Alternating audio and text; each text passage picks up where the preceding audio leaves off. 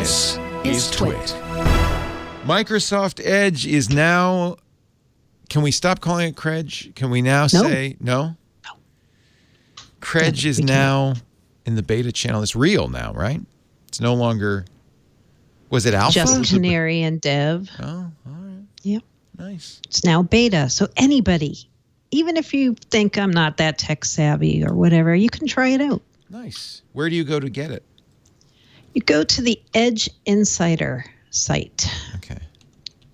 MicrosoftEdgeInsider.com, and you see all the nice channels there and all the different platforms you can put it on, including Windows 7, nice. Windows 8, Windows 10, and Mac OS. Okay, here is you might consider this kind of a stuff disturber question. But in January, when Windows 7 is no longer supported, will Microsoft then yank support for Chredge for Windows 7? No, because Windows 7 will be supported for several more years for those companies that choose to pay for it. But didn't they do that with XP? Didn't they say, okay, that's it, IE 8's the end of the line? No, they're doing paid support. Right. Yep. Right. And actually, if you think about it, because the goal is for those companies to migrate to Windows 10, this will make that easier because this will be included in Windows 10 as well. And so getting going on Edge early might actually help. And you don't have to be using the paid support if you're one of those crazy people who say, I'm just going to live on the edge and keep using Chredge. Do you think they'll let you do that? Yep. I do think they'll let you do that. What do you mean let you? You mean they'll keep it up to date? They'll keep Edge up to date? Well, okay. I mean, I think so. No, I mean, Windows 7, if it's unsupported, which it will be after January for most people, if you choose to continue to use that browser, will they still offer it publicly for download? That was my question. Yes, I would think you would, because not everyone's going to go out and buy the extended support contracts. Even not all the enterprises are either. And some people are going to be like, I'm almost ready to go to 10, but not yet. And I think they're going to keep it up to date. I do. I don't know. I bet they will. I suspect they will at first. I mean, it's sort of hypocritical of Microsoft to to support an out of support browser, operating system with a new browser. Yeah, I think it's the right thing to do though, because I think they're just thinking the people at some point I think they will yank it. I don't know when that will be. If they'll wait like 3 years or. So Google did that with Windows XP and Chrome. Firefox did it too, but it took like a couple of years. Right. Yep. And if you're competing, right, and you're competing with Chrome and you're trying to beat them, so if Chrome's going to keep updating for Windows 7, you better. Well, Microsoft. and you can kind of almost for free because you're based on Chromium. Yeah. So it shouldn't be too hard. I bet they will. Well, no, look, they're going to be doing the work anyway because that's kind of what bothers me. That's what bothers me and bothered me about XP is they're still doing updates for the paying customers. So for the outside world, it looks like a money grab. Like, let's see how we can squeeze. Well, I mean, to be fair, it has been 10 years. I mean, they do have an upgrade path. If somebody for some reason purchased a computer in the past 3 to 5 years and then chose to put Windows 7 on it, I don't know. I mean, I know there are legitimate reasons, but I mean, I feel like most people probably have just been using that computer for a long time. So I guess it's a money grab, but I mean, it has been 10 years. Well, but some enterprises do that, right? They buy Windows 10 for new users and then they roll back to 7, right? Yeah, no, I don't think anyone feels bad for businesses. What I mean is there's just a normal human being out there. They use they put recipes on their computer, whatever it is. They're running Windows 7 for some reason. I think the majority of those people are probably using an old computer. Like me. They didn't buy one recently and put 7 on it. They bought one 9 years ago and it came with 7. Yeah, like the Optiplex I use as my main desktop, which is still running Windows 7, is old. Right. It's, 9 years old. But it's not is it that old, really? Yeah, I put Chredge on it, and it works great. It's working great. So this is now your default browser, Mary Jo? Is the one you like? It is not my default. I still have Chrome and Chredge. Chrome and Chredge are side by side on my taskbar, but every time I use it, and I use it more on my Windows 10 PCs than I do on this machine for some reason, it's fine. Works well. I've never had any. I know there are people who've had various issues like with Netflix and other issues. YouTube, I had somebody say something about YouTube notifications not working properly in Chredge. But I haven't had any problems myself. Good. Yeah. Great. 1 million downloads so far seems like that seems like a lot. Well, it does until you kind of think through the math of it, right? I mean, obviously, not many normal people are using the new Edge yet. There are 1.5 billion Windows users. There are 800 and something million Windows 10 users specifically. There's what Apple say 100 million maybe Mac users, whatever it is.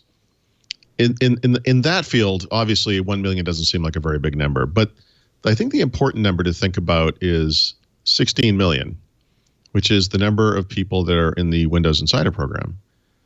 And I'm having a hard time understanding how only 1/16 of all the people who signed up to test the next version of Windows 10 are not using the next version of the Edge web browser. Like, I'm really confused by that. And I didn't even think of it that way. That's actually really interesting. Right? I mean, yeah.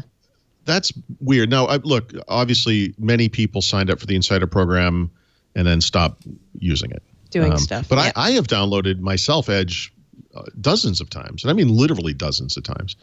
I'm not talking about updates. I mean, just like literally go to that website you mentioned, download whatever. I usually use Canary, but whatever. And then just use it. I use it full time. I review laptops. I bring machines up all the time. I always put the new Edge on them. I've done this a ton of times. I mean, I'm just confused by this.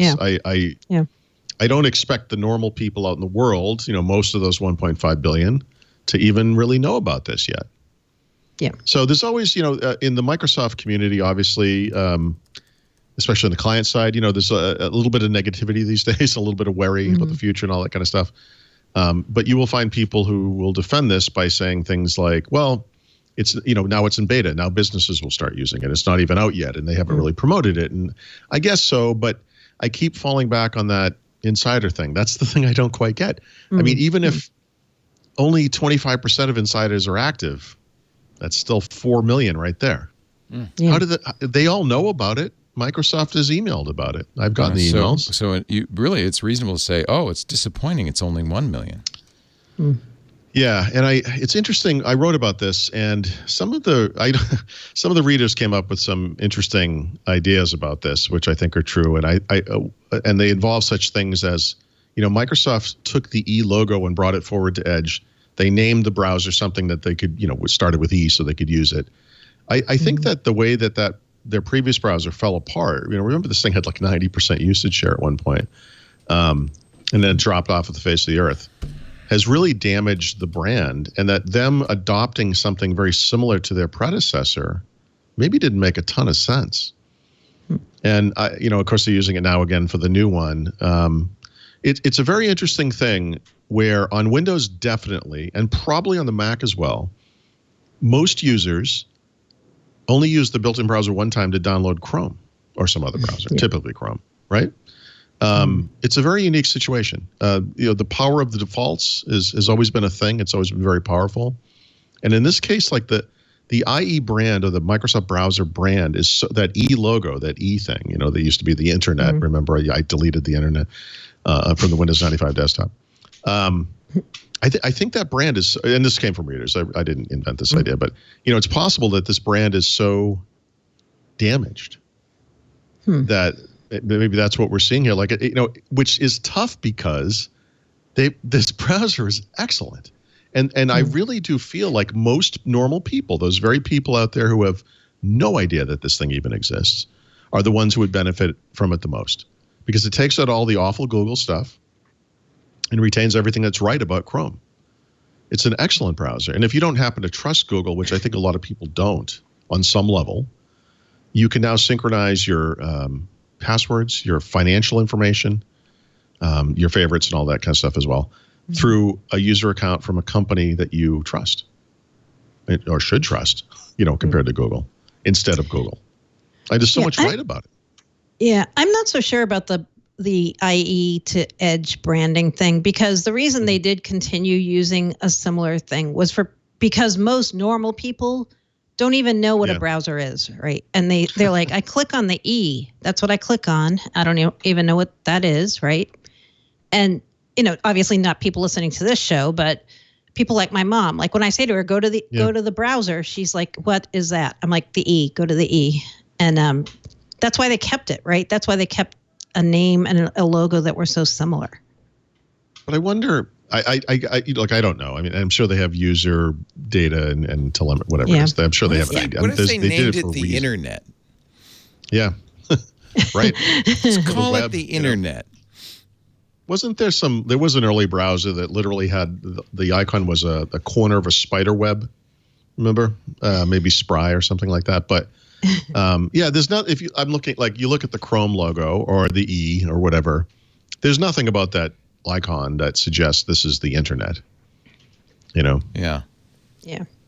But I don't, Chrome, I mean, by the way, I'm not saying, maybe not such much the name, but maybe they could do a Microsoft version of the Chrome icon, right? Oh, they're not going to do that. In fact, I'm really surprised they even admit that Chromium is what's in it. Yeah. Yeah. Well, I see. Well, to normal people that won't mean much. Although, I honestly think part of the strategy here is that people will boot this thing. They'll get a Windows 10 computer. They'll boot this thing up because they're going to go download Chrome. But then when it comes up, they're like, oh, I already have Chrome. Yeah. I mean, I honestly think that's a big part of the strategy, and who knows? Yeah. But I don't think, first of all, I mean, I don't think anyone at Microsoft is fantasizing about winning the browser wars again, right? I mean, there's no way. No. So I don't know what their goal is. Hopefully it's double-digit usage share at least. Yeah. I know. Yeah, I mean, it's not, I mean, it's still beta, although you make an excellent point that it seems like the insiders would probably all want to use it. Maybe not. I don't know. Do you think there's a chance they didn't count insiders when they said the 1 billion or whatever? 1 million. 1 million? Well, no, because everyone goes. No, because even insiders have to go to the same site to get it. Yeah, that's true. That's where everyone gets it. Yeah. So, by the way, I've been going over this '90s stuff. I mean, just to give you a little perspective on this, in the first 18 months in which Netscape Navigator was in the market, and it came in an early pre-release form at first. They had 38 million users. This product within the first 2 years had been downloaded over 90 million times. This is when people used to connect to the internet with a modem. Yeah. There was no broadband back then. Yeah. You had to go. You had to know about it. You had to know where to find it. You had to know how to get it, install it, and they did. They did that. That's what they did. Mm-hmm. People today, I think, are a lot less experimental or excited about the computer. The PC. Mm-hmm. They do that kind of experimentation maybe on phones. They'll try different apps, for messaging apps, whatever the hot thing is this year, whatever. And I honestly, one of the biggest, I think the thing about Chrome that strikes me the most, the thing that's most successful about it is that it is not the pre-installed browser on any main, popular desktop platform. You have to go find it and get it. Yeah. And people do, like 60-something% of them do just that. Mm-hmm. It's incredible. Well, and some workplaces probably standardize on Chrome, right? And so when they pre-install your PC for you with all the apps they want you to have, if they give you a PC at work, they probably put Chrome on it, right? And then you're like, yeah, that's what we use. That's our default. I think there has to be a significant percentage of very normal people, that category my mother would fall into. Yeah. Who actually do kind of know about Chrome. They know enough about it to go get it. Yeah. Someone has put it on there for them. Yeah, right. I put Chrome on hers, right? Yeah. I bet your mom loves it. Now. Did she say anything? Did she say, "Wow, my computer's so much nicer now"? I don't trust Google, but yeah, no, she doesn't know that. No, it kind of confuses her actually, because she, if I say something about the browser, she means, do you mean the one that's the multicolored one or the E? And I'm like, that's what I'm saying. She wouldn't say, "Oh, I love the browser." She'd say, "Right, I love this computer. It's so much better now." Right. Yeah. Well, that person could probably do everything they want to do in that browser. Right. Yeah. That person being her mom. Yeah. Okay. Right.